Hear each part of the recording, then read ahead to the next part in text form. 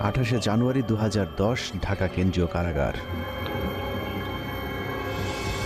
রাত 9:30 থেকে 11টা পর্যন্ত ঢাকা কেন্দ্রীয় কারাগারের আশপাশ ও কারাগারের অভ্যন্তরের সব বিদ্যুৎ একযোগে বন্ধ হয়ে যায়।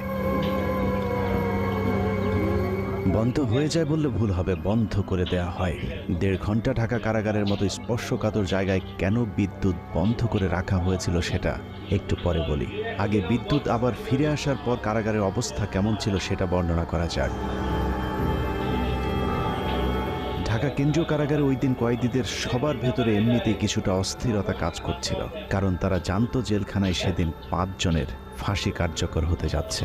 আর যে 5 জনের ফাঁসি কার্যকর হতে যাচ্ছে তারা সকলেই ছিল অত্যন্ত বিনয়ী, কারাগারের সকলের প্রিয় মানুষ।